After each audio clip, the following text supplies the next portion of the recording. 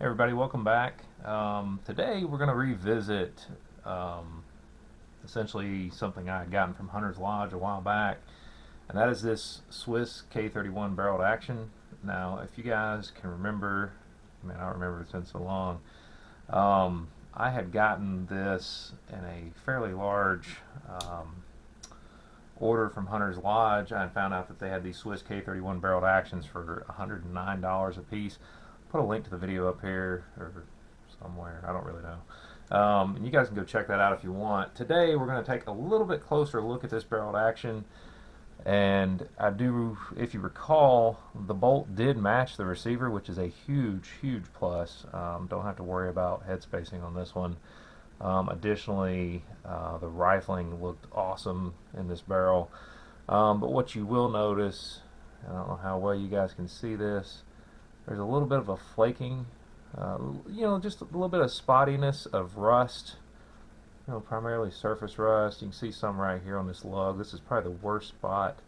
And I toyed with the idea of rebluing this possibly being a rust bluing project, but I've kind of since decided against that because there's really not a lot of rust present. You can see a little bit of spottiness, a little bit of speckling, whatever you want to call it on here. And I think I have actually decided I'm going to take some steel wool and Vaseline to this. A lot of you are probably freaking out that I've said that, but that's perfectly fine. I just don't see a point in rust bluing the whole rifle, for some, I don't know, what I consider to be kind of some minor rust issues. But just wanted to let you take a look at it today so you can kind of see what it looked like before. Obviously this sight ladder needs some cleaning. Underneath it doesn't look so bad. But that lug right there is definitely an area of contention. I'll try my best to show it. The light isn't doing so well today, but try to maybe do some close-ups on it. And this, of course, as you guys probably recall, all I had was this barreled action. That's it. That's all I got from Hunter's Lodge for $109, and I went out and bought some parts. See if I can do a link in the video as well, where I got all the replacement parts that I would need for said barreled action. If you guys recall, I got this stock set from Colorado Gun Sales. I want to say I paid $100 for it. And it looks, it's just got some wood stains and stuff on it. I'm really not concerned about it. There are no cracks in it. It just doesn't look the prettiest. There is a little bit of rust going on this butt pad. I may actually take this off and try to clean it up real good.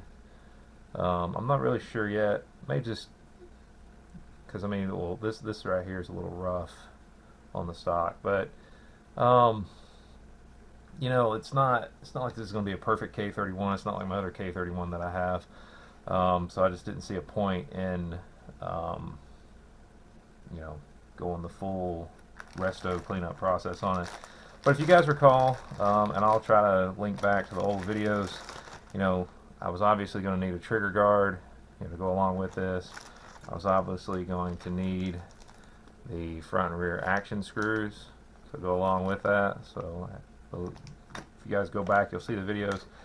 Obviously need the front band, which has that stacking band, maybe. I don't remember exactly what it's called, but needed that. Needed the rear band, which isn't in bad shape. It actually fits the shape of the rifle quite well. And then of course I had gotten a reproduction Swiss K31 mag for YouTube. This is a 10-round magazine, perfectly legal. And I had gotten this from Keep Shooting a while back, and of course I want to say Century Arms from time to time runs these at a pretty good price. But let's move all this aside because someone, and I apologize guys, I am terrible at keeping up with the comments. I know I'm not the best at it, but someone had asked me, hey, how well did it fit into the stock? Well, I'm going to show you guys that today Also, I don't know if I showed you guys the condition of this bolt. It's just really dirty.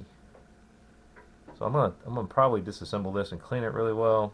Of course, that'll be probably a separate portion of this video. This is probably gonna be a video series. I'm not really sure yet. I haven't decided. But let's go ahead and get that bolt back in this barrel to action, and I'll show you guys how well, because I've done no fitting whatsoever for this stock. I'll just show you how well it fits in there.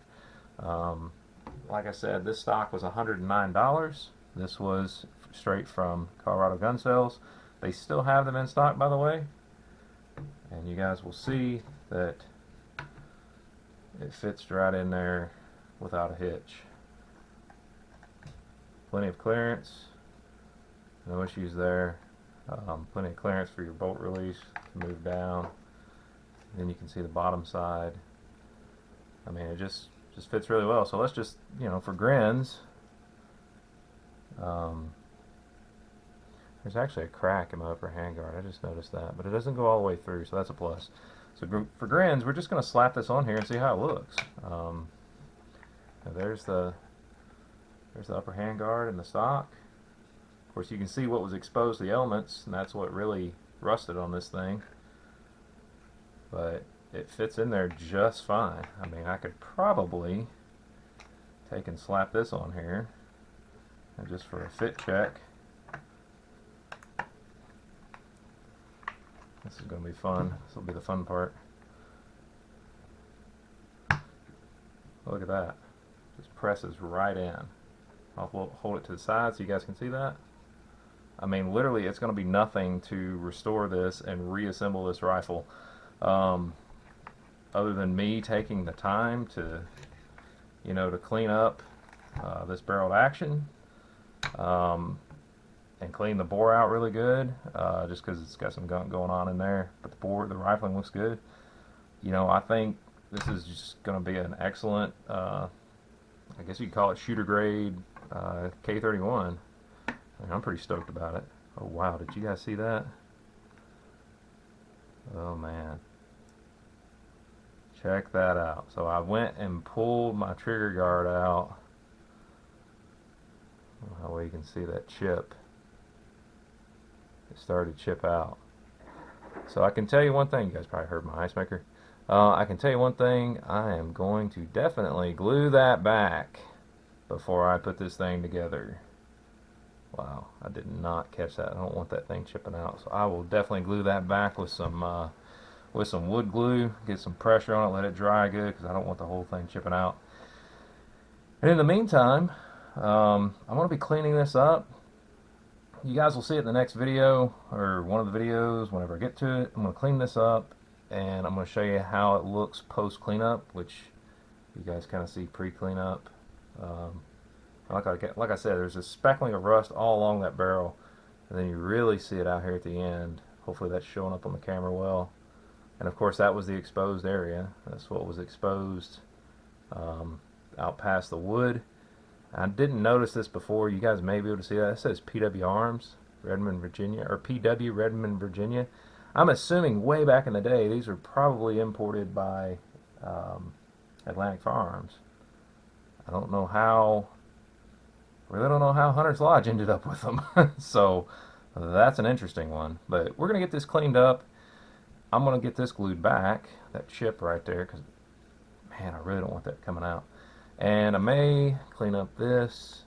If I do, I may show some of those processes on the video. I'm not sure. Or the next one, you may see the reassembly of this post cleanup. And possibly, just shooting it. See how it does. But you can get out relatively cheap. You guys can go back and reference the video where I got all these parts, and you can get out relatively cheap on having a Swiss K31. I say relatively cheap. I don't know, $350, $400 maybe. It's not all matching, of course, but probably be a decent shooter, I would assume. But like I said, I'll try to make sure the videos are linked in this video or down in the description or something, so you can go back and see the whole story behind this rifle. So what I'm going to do now is I'm going to start working on this to get it cleaned up. and clean it up with some good, you guys will cringe, some steel wool and Vaseline, get it cleaned up good. Got to figure out how to get my bolt disassembled, get it cleaned up real good, get my barrel, get all the cosmoline, whatever else gunk is in there out of there, get it cleaned up good, and hopefully the next go round you guys will see the reassembly of this and you'll get to see the finished product. I got to be very careful about what I do and do not show on YouTube. As you guys full well know, the restrictions are getting greater every day. But I'll try to show what I can and be as careful as I can. But I just wanted to kind of lay this back out, bring this back to the forefront. This is going to be one of those restorations, and I can't wait to get this thing back together and actually test fire it. So anyway, as always guys, thank you to all my subscribers. Thank you for all your likes, your shares, your comments. It helps out with the YouTube algorithm. And until next time, you guys have a great day.